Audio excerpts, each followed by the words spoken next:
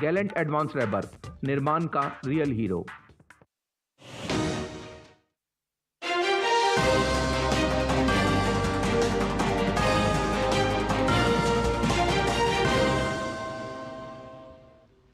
नमस्कार, स्वागत है आप सभी का। दूरदर्शन समाचार आप देख रहे हैं और देश दुनिया की ताजा तरीन खबरों को लेकर हाजिर हूं मैं कृतिका। और अगले आधा घंटे हम बात करेंगे तमाम खबरों की।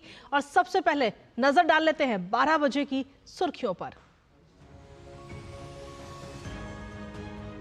1950 से 2015 तक 65 साल में भारत में मुस्लिमों की आबादी 43.15% बढ़ने पर चढ़ा सियासी पारा। बीजेपी ने कहा कांग्रेस के मुस्लिम तुष्टीकरण के कारण बिगड़ा आबादी का संतुलन, समान नागरिक संहिता लागू करने की वकालत।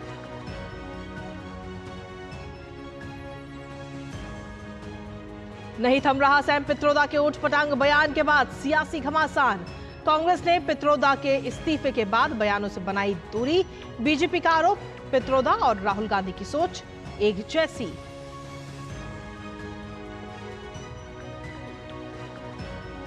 रांची कैश कांड मामले में मंत्री आलमगीर आलम के निजी सचिव संजीव लाल की पत्नी को ईडी ने पूछताछ के लिए बुलाया। छापे में 37 करोड़ से ज्यादा कैश और अहम दस्तावेज बरामद।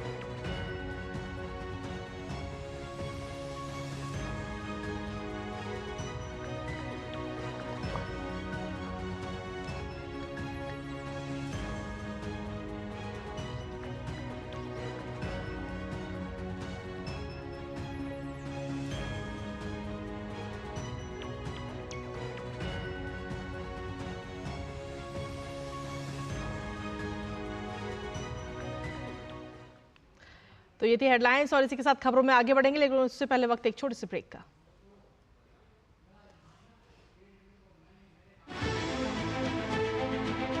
सियासी बिसात पर राजनीति का गुणाभार, गठबंधन की सियासत, बदलते रिश्ते, नेताओं की बयानबाजी। देखिए 24 की चुनौती दिन भर सिर्फ डीडी न्यूज पर।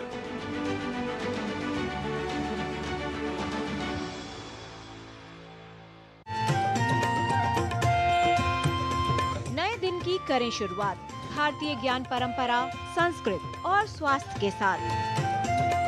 स्वास्थ्य में उपयोगी आयुष पद्धतियों का विज्ञान, संस्कृति, कला, योग का अद्भुत ज्ञान।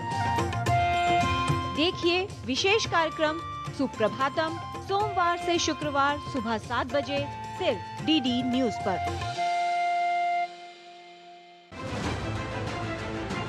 दुनिया की सबसे तेज रफ्तार और 5वीं सबसे बड़ी अर्थव्यवस्था, विश्व स्तर के बुनियादी ढांचे, भारत की फिनटेक क्रांति की कहानी मेक इन इंडिया और स्टार्टअप इंडिया की सफलता की। आर्थिक जगत की सुर्खियां, आम आदमी के लिए क्या है मायने, शेयर बाजार और दूसरे फाइनेंशियल मार्केट्स के तमाम अपडेट्स, कारोबार जगत की बड़ी खबरों का सटीक और सरल विश्लेषण। देखिए इकोनॉमी टुडे सोमवार से शुक्रवार सुबह 9:30 बजे सिर्फ डीडी न्यूज पर। भरोसा सिर्फ तेजी से नहीं, बना है सटीक खबरों से। दावे नहीं, दिखाते हैं तथ्य, दिखावा नहीं, चुनते हैं सच। दस्तक सनसनी की नहीं, खबरों की देते हैं हम। यही है रिश्ता आपका हमारा, बना है अटूट भरोसा वर्षों की मेहनत से। डीडी न्यूज, भरोसा सच का। ये भरोसा और हो रहा है गहरा, क्योंकि आपका अपना चैनल अब है नए तेवर और नए कलेवर में।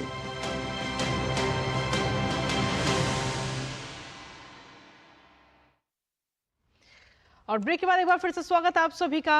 बुलेटिन में आगे बढ़ेंगे और बात करते हैं आज की बड़ी खबर की। दरअसल भारत में मुस्लिम और हिंदू जनसंख्या को लेकर आज एक बड़ा खुलासा हुआ। दरअसल प्रधानमंत्री आर्थिक सलाहकार परिषद की एक रिपोर्ट सामने आई है, जिसमें यह बात निकल रही है कि मुस्लिमों की आबादी पिछले 65 साल में भारत में रिकॉर्ड स्तर पर बढ़ी है, जबकि हिंदुओं की जनसंख्या घट गई है। इस रिपोर्ट के अनुसार भारत में 43% मुसलमान बढ़ गए हैं। साथ ही इस रिपोर्ट में यह भी जिक्र है कि भारत में मुस्लिम ना सिर्फ सुरक्षित हैं बल्कि उनकी तरक्की भी हो रही है, यानी वो फल फूल भी रहे हैं। दक्षिण एशियाई देशों में बहुसंख्यकों की हिस्सेदारी बढ़ने का भी जिक्र इस रिपोर्ट में किया गया है। बांग्लादेश, पाकिस्तान, श्रीलंका, भूटान और अफगानिस्तान में अल्पसंख्यक यानी हिंदू आबादी घट गई है। भारतीय उपमहाद्वीप में मालदीव को छोड़कर सभी मुस्लिम बहुल देशों में बहुसंख्यक धार्मिक संप्रदाय की हिस्सेदारी में वृद्धि देखी गई है और जो इस रिपोर्ट में सामने आई है। आइए अब आपको आंकड़ों के माध्यम से बारीकी से समझाने की कोशिश करते हैं कि प्रधानमंत्री आर्थिक सलाहकार परिषद की इस रिपोर्ट में क्या कुछ निकलकर सामने आया है। इस रिपोर्ट की अगर हम बात करें तो रिपोर्ट के मुताबिक भारत में साल 1950 से लेकर के 2015 के बीच में मुस्लिम आबादी 43.15% तक बढ़ गई है। 1950 में मुस्लिमों का जो हिस्सा है आबादी में वो 9.84% था, जो कि 2015 में अब बढ़कर 14.09% हो चुका है। इसी दौरान यानी कि 65 साल में भारत में हिंदुओं की आबादी 7.82% कम हो गई है। हिंदुओं की आबादी पहले 84.68% थी, अब 78.06% रह गई। रिपोर्ट के मुताबिक डेटा के विश्लेषण से यह भी बात और ये तथ्य निकल कर सामने आया है कि भारत में अल्पसंख्यक न केवल संरक्षित हैं बल्कि फल फूल रहे हैं। इसके अलावा प्रधानमंत्री के आर्थिक सलाहकार परिषद की इस रिपोर्ट में भारत के पड़ोसी देशों की स्थिति तो देखें तो पाकिस्तान और बांग्लादेश में बहुसंख्यक आबादी का हिस्सा बढ़ गया है और अल्पसंख्यक आबादी चिंताजनक रूप से घट गई है।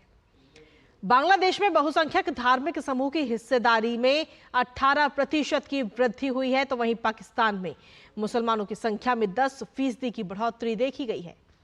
श्रीलंका और भूटान में भी 1950 और 2015 के बीच देशों में बहुसंख्यक धार्मिक संप्रदाय की हिस्सेदारी में वृद्धि देखी गई। तो वहीं नेपाल की अगर बात करें तो 3 प्रमुख धर्मों में से बहुसंख्यक हिंदू आबादी की हिस्सेदारी में 4% की गिरावट आई है। India becomes a very unique country in the neighborhood, and इसका कारण हम ये देख रहे हैं कि we are an open liberal democracy. We protect minorities, and that has been seen in the rising share of minorities. अगर आप यूरोप OECD countries देखते हैं तो वहाँ पर भी there is a change. वहाँ पे minority groups have increased in numbers. In fact, उनका average decline is almost 29% in the majority share. तो वहाँ पे minority काफी तेजी से बढ़ा है। अगर आप अफ्रीकन कंट्रीज देखें तो वहाँ बड़ा एक यूनिक सिचुएशन है कि 65 साल पहले करीब 24 ऐसे देश थे जहाँ एनिमिज्म करके, जो कि एनिमिज्म मीनिंग जो आपका मोनोलिथिक रिलीजन नहीं है, न इस्लामिक है न क्रिश्चियन है, वो animism, they pray to nature, the different gods etcetera, दो इंडिजिनस लोग थे। आज के दिन में ऑल दीज 24 कंट्रीज कहीं पर भी animism is not a majority religion. तो कुछ ऐसे इंडिजिनस रिलीजन्स हैं जिनका शेयर इतनी तेजी से घटा है। 65 साल is nothing if you compare 100 years जो सिविलाइजेशंस होते हैं। तो in each of these different region जो हैं दुनिया के, सब जगह एक अलग अलग एक नया इंसाइट मिला है इस रिपोर्ट के थ्रू। और आबादी से जुड़े प्रधानमंत्री आर्थिक सलाहकार परिषद की ताजा रिपोर्ट पर भारतीय जनता पार्टी अब हल्ला बोल दिया है। बीजेपी का कहना है कि कांग्रेस के मुस्लिम तुष्टीकरण के कारण आबादी में ये अंतर बढ़ा है। उत्तर प्रदेश के उप मुख्यमंत्री केशव प्रसाद मौर्य ने कहा कि देश में समान नागरिक संहिता लागू करना बेहद जरूरी हो गया है।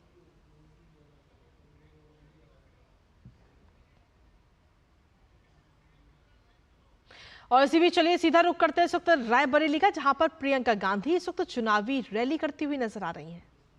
ये गलत है, ये बहुत खराब आदत डलवा दी है आपने नेताओं की। आप सही आदत डलवाओ। मेरे पिताजी को जनता अमेठी में कहती थी, प्रधानमंत्री थे पिताजी, जनता कहती थी कि राजीव भैया हम प्यार तो बहुत करते हैं आपसे, लेकिन इस खंबे को आपने लगवा लिया, तार नहीं लगाया। जब तक तार नहीं लगाया तब तक वोट नहीं मिलेगा। जनता समझती थी और नेता भी समझते थे कि जवाबदेही है, तार लगवा दें, जनता को खुश रखें, तभी जनता समर्थन करेगी। तो ये जो पुरानी राजनीतिक परंपरा है, इसको वापस लाइए, राहुल जी को भारी बहुमत से जिताइए। कांग्रेस पार्टी ने जहां जहां हमने चुनाव लड़ा है और जहां हम जीते हैं प्रदेशों में, आप पता कर लीजिए, जानकारी खुद ले लीजिए, मेरी बातों पे नहीं, कि जो गारंटी हमने चुनाव से पहले दी थी, क्या हमने उनको पूरी की कि नहीं। छत्तीसगढ़ में हमने कहा था हम किसानों के कर्ज माफ करेंगे, माफ हुए। कर्नाटका में हमने कहा था कि महिलाओं के खाते में 2000 रुपए हर महीने में हम हर महीने डलवाएंगे, डल रहे हैं आज भी।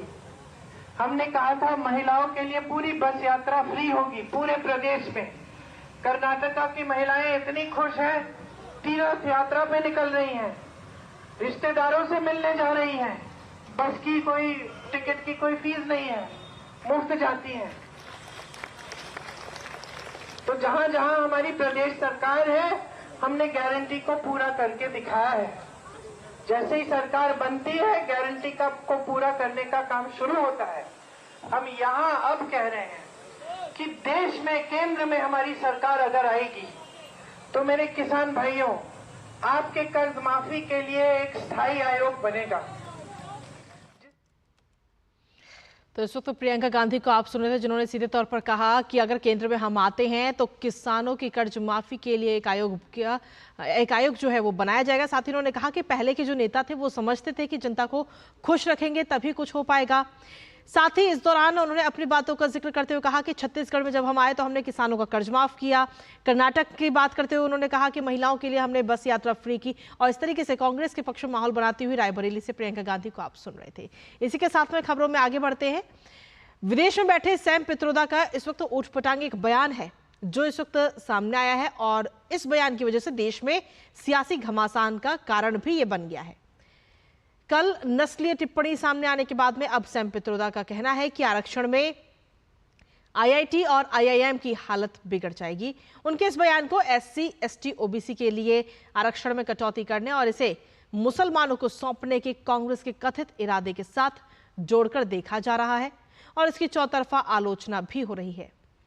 इन्हीं उटपटांग बयानों के कारण कल ओवरसीज कांग्रेस के अध्यक्ष पद से उन्हें इस्तीफा भी देना पड़ा था। We believe that we must give opportunities to everybody, irrespective of your background, caste, color, religion, all that. But leave IITs, IIMs to themselves.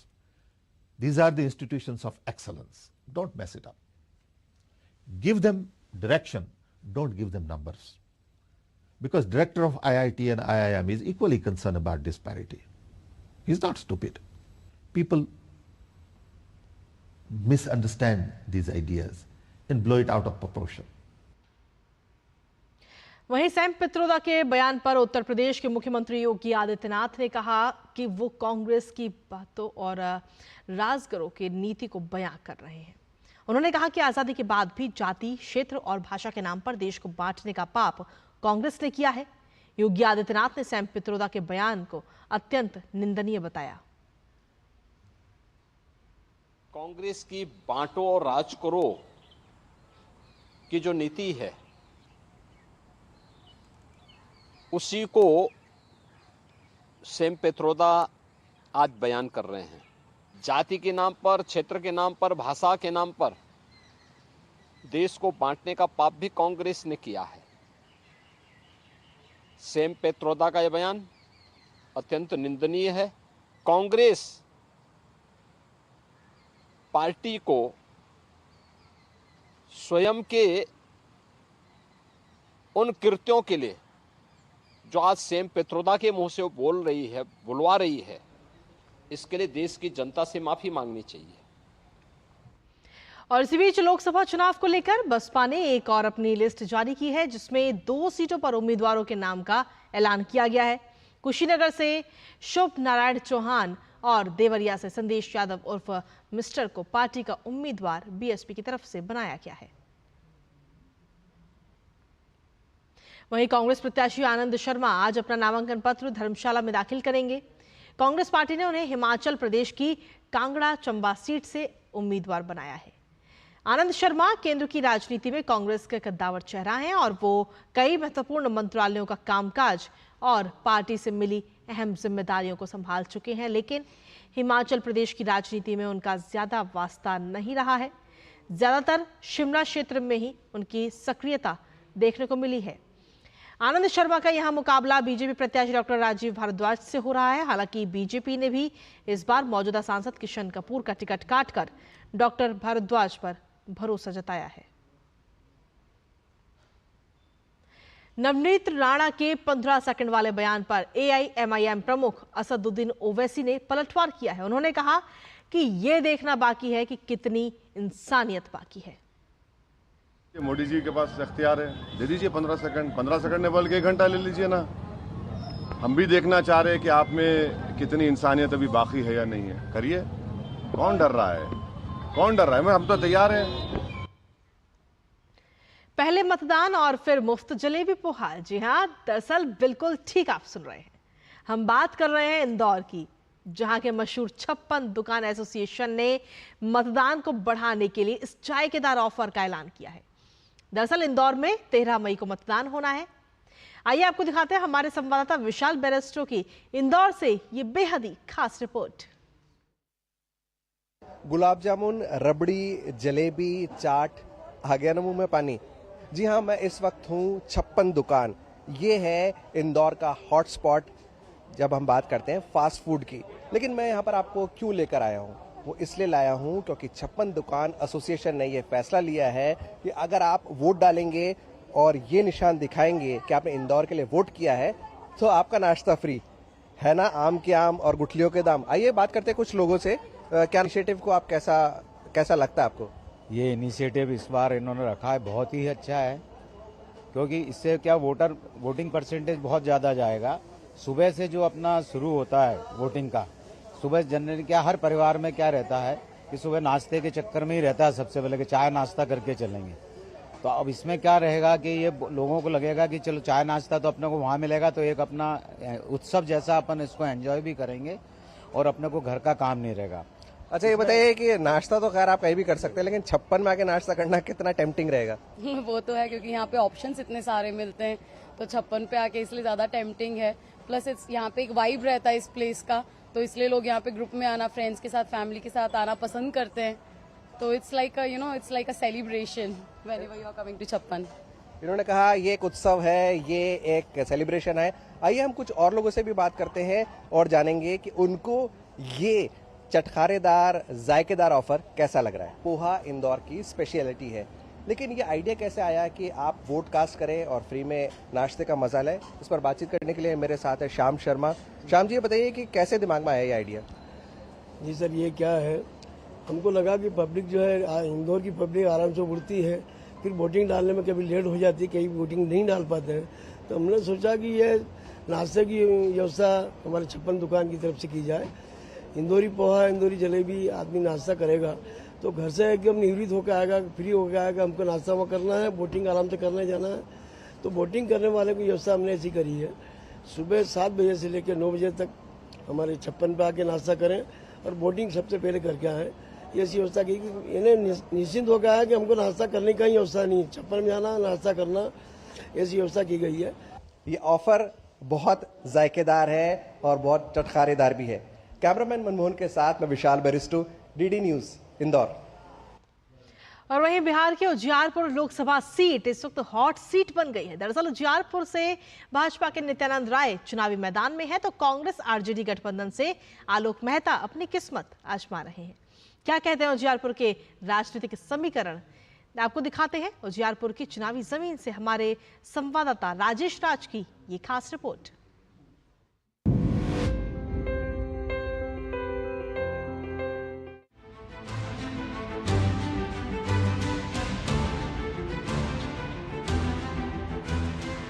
Samastipur में 2 लोकसभा क्षेत्र आते हैं, समस्तीपुर और उजियारपुर लोकसभा क्षेत्र। नए परिसीमन में उजियारपुर लोकसभा क्षेत्र पर 2009 से अब तक एनडीए का ही कब्जा रहा है। 2009 में जेडीयू ने यहां से जीत का परचम लहराया तो 2014 और 2019 के चुनाव में बीजेपी के नित्यानंद राय चुनकर संसद पहुंचे। भाजपा ने एक बार फिर नित्यानंद राय पर दांव लगाया है। नित्यानंद राय तीसरी बार लगातार उजियारपुर लोकसभा क्षेत्र से किस्मत आजमा रहे हैं और उनके खिलाफ आरजेडी ने बिहार सरकार के पूर्व मंत्री आलोक कुमार मेहता को चुनाव मैदान में उतारा है। वहीं नित्यानंद राय राष्ट्रीय मुद्दों के आधार पर जनता के बीच जनादेश मांग रहे हैं। जो लोगों को खुशियां दिया है, लोगों को उन्नति दिया है, लोगों को गरीबी रेखा से बाहर किया है, इसलिए और देश के मान सम्मान को बढ़ाया है, इसलिए यहाँ यह भी मुद्दा है बिजली की, जो मोदी जी ने सफलतापूर्वक दिया, सिंचाई की बिजली दी, घर दिया, वह भी मुद्दा है और राष्ट्रीय मुद्दा भी है कि हमारा सीमा सुरक्षित है। उधर पेशे से इंजीनियर आलोक कुमार मेहता वर्तमान में उजियारपुर विधानसभा क्षेत्र से आरजेडी के विधायक हैं। 2004 में समस्तीपुर लोकसभा क्षेत्र से आलोक मेहता सांसद भी रह चुके हैं। वो बिहार के समाजवादी नेता तुलसीदास मेहता के पुत्र हैं और तेजस्वी यादव के बेहद करीबी माने जाते हैं। आलोक अनेक सामाजिक मुद्दों को लेकर जनता के बीच मुखातिब हैं। एक तरफ भारतीय जनता पार्टी और नित्यानंद राय जी हैं, दूसरी तरफ यहाँ की जनता है और जनता जब चुनाव लड़ती है तो फिर बड़ा छोटा क्या है, जनता ने ही बड़ा बनाया है और जनता जब चाहे छोटा कर दे, तो वही लड़ाई है। अभी देश के जो हालात हैं उनको जनता अब समझने लगी। उजियारपुर लोकसभा क्षेत्र में कृषि आजीविका का प्रमुख साधन है। उर्वर भूमि के कारण यहाँ गेहूं, मक्का, दलहन और सब्जियों की व्यापक स्तर पर खेती होती है। डेयरी का कारोबार भी किया जाता है। हालांकि कई लोग युवाओं के पलायन को भी एक प्रमुख मुद्दा बता रहे हैं। यहाँ मेन मुद्दा है विकास का। विकास में है कि जैसे रोड तो कुछ बना ही है। देश के लिए नरेंद्र मोदी का रहना जरूरी है और क्या यही मुद्दा है। उजियारपुर लोकसभा क्षेत्र में 6 विधानसभाएं आती हैं। इसमें पातेपुर, उजियारपुर, मोरवा, सरायरंजन, मोहिउद्दीन नगर और विभूतिपुर विधानसभा शामिल है। इसमें 2 सीटों मोरवा और उजियारपुर सीट पर आरजेडी का कब्जा है। वहीं विभूतिपुर सीट पर सीपीएम ने जीत हासिल की थी। भाजपा को मोहिउद्दीन नगर और पातेपुर सीट पर जीत मिली थी, जबकि एक सीट सरायरंजन में जेडीयू उम्मीदवार ने जीत दर्ज की थी। पिछली बार नित्यानंद राय ने उपेंद्र कुशवाहा को पराजित किया था।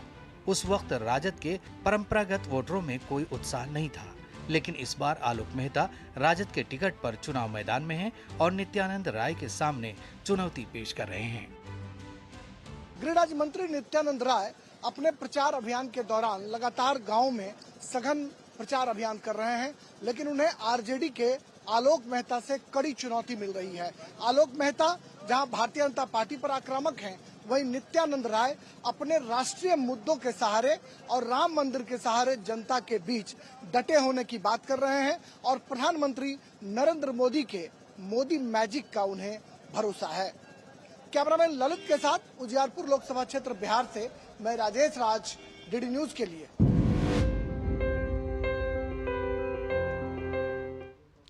और चलिए इसी के साथ समाचारों में आगे बढ़ेंगे, जहां ओलंपिक मशाल अपनी यात्रा के आखिरी पड़ाव यानी मेजबान देश फ्रांस पहुंच चुकी है। 1896 में पहली बार इस्तेमाल हुए बेलेम नामक जहाज से मार्सिले के दक्षिणी बंदरगाह पहुंचने पर मशाल का जोरदार स्वागत हुआ। पिछले महीने ग्रीस में प्रज्वलित की गई ओलंपिक मशाल ने फ्रांस पहुंचने में 12 दिनों का समय लिया। अब फ्रांस में मशाल रिले की शुरुआत आज मार्सिले से होगी। और अब बात खेलों की, जहां इंडियन प्रीमियर लीग में आज पंजाब किंग्स का सामना रॉयल चैलेंजर्स बेंगलुरु से होगा। यह मुकाबला धर्मशाला में खेला जाएगा। मौजूदा टूर्नामेंट में दोनों टीमें अब तक 4-4 मैच ही जीत सकी हैं। अंक तालिका में 8वें स्थान पर स्थित पंजाब किंग्स को इससे पहले धर्मशाला में खेले गए मैच में चेन्नई सुपर किंग्स के हाथों हार का सामना करना पड़ा था। ऐसे में पंजाब की नजर अब उस हार को भुलाकर जीत की पटरी पर लौटने पर होगी। तो वहीं पिछले 3 मुकाबले जीत कर आ रही रॉयल चैलेंजर्स बेंगलुरु प्लेऑफ की रेस में बने रहने के लिए आज का मैच जरूर जीतना चाहेगी। और इसी के साथ फिलहाल मेरे साथ इस बुलेटिन में इतना ही। ब्रेक के उस पार देखिए हमारा खास कार्यक्रम एक्सप्रेस 100 सहयोगी आंचल के साथ। मुझे दीजिए इजाजत। नमस्कार।